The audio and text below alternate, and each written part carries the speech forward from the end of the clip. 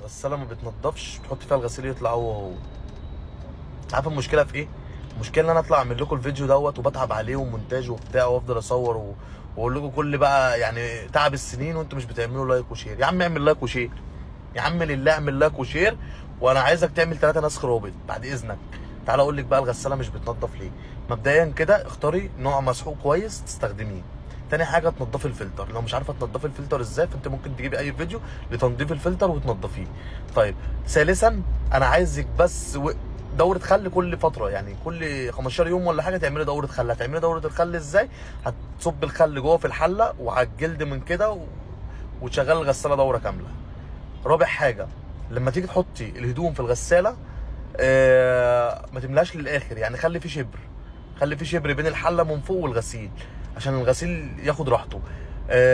لا انا نسيت ترنج الولا، احط ترنج الولا، هيجي الصبح ابو الولا لبسه كله وسخ عشان انت كبست الحله. طيب تعالي بقى نشوف رابع حاجه.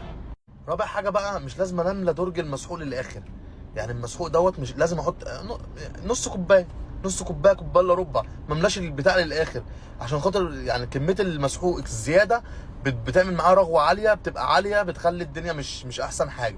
فهي نص كوبايه، كوبايه الا ربع بالكتير قوي يوم ما نتمعظم. دي البرنامج اللي هنمشي عليه. تعالى بقى نشوف حاجه تانية.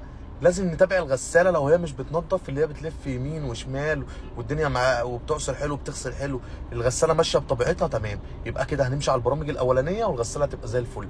لو في اي حاجه مضايقاك في غساله، في ثلاجه، في بوتاجاز، في سخان، في ميكروويف، اطلع قولهم لي وانا هطلع ارد عليك بفيديو. ما تنسانيش اعمل لايك، ما تمشيش بالفيديو غير ما تعمل لايك.